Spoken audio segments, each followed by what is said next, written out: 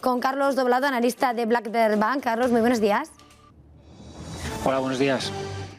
Bueno, vamos justitos de hora, perdona el retraso. Quería preguntarte cómo ves la situación del mercado en esa lucha que tiene el IBEX con los niveles, con los 9.000 puntos.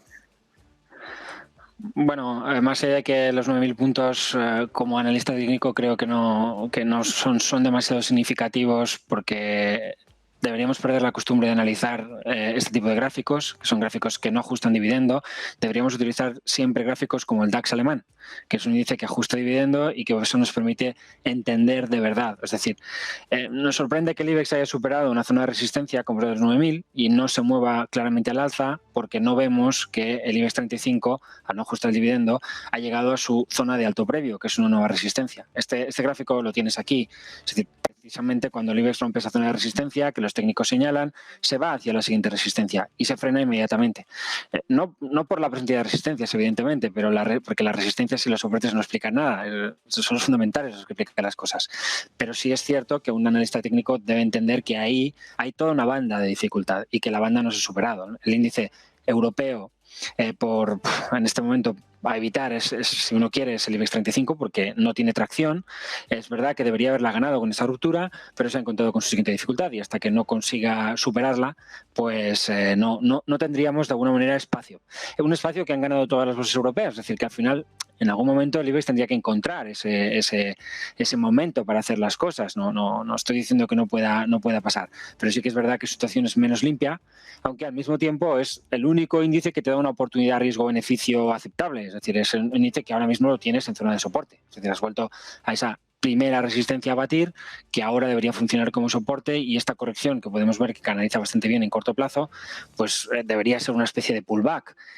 Incluso si intentamos aquí pues ponernos una línea de tendencia, podemos ver que en las dos últimas sesiones hemos perdido esa pequeña línea de tendencia. O sea, es decir, que al final el índice le cuesta, está con muy poco momento. Mirando a los movimientos del día entre los protagonistas, querría que nos detuviéramos sobre ese farolillo rojo de la sesión dentro del IBEX 35, que es Colonial, 3% de caída en una jornada en la que hemos conocido sus cuentas, que asegura que tiene músculo para salir de compras, pero el mercado recibe con caídas. Noticia de contexto, pero más allá de esa paraguas, ¿cuál es el horizonte que pintan los gráficos? Mira, el aspecto no es malo, ni mucho menos, pero a Colonial le ha faltado en todo momento conseguir moverse por encima de esta zona de resistencia, es decir, salir del proceso correctivo en el que entra pues con el batacazo que se da al mercado, sobre todo el español, con la crisis sanitaria. Esa resistencia de máximos debe batirse para que todo esto sea un gran proceso de vuelta. En mi opinión, como decía antes con el IBEX 35, pues esto es algo que deberíamos conseguir, porque el conjunto de los activos de la renta variable española ha conseguido algo parecido. Ya no hablo de la renta variable mundial. Mientras no perdamos este soporte descendente, que ahora podemos fijar en niveles del 8,75, incluso si me apuras el 7,30, pues todo eso es algo que deberíamos considerar probable. Entonces yo no veo con inquietud estas correcciones. Incluso pueden servir para configurar un patrón de vuelta más pequeño que permita incorporarse al movimiento hipotético que deberíamos ver más allá del 9,40 en algún momento, porque al recaer y al fijar nuevas resistencias de interés, esa superación de resistencias pues anula estos procesos de ajuste que estamos viendo bajo esa resistencia clave, y pueden servir como palanca para construir, vamos a decir, los cimientos que necesitamos para formar un proceso que nos lleve a romper esa resistencia. Entonces, bien, el 8,70 sería 8,75 la zona de resistencia clave, niveles entre 7,5 y 8 euros podrían servir como zona de soporte, y cualquier tipo de proceso en muy corto plazo, detectable con velas o con patrones intradiarios, podría servir como elemento para más agresivamente subirse al carro.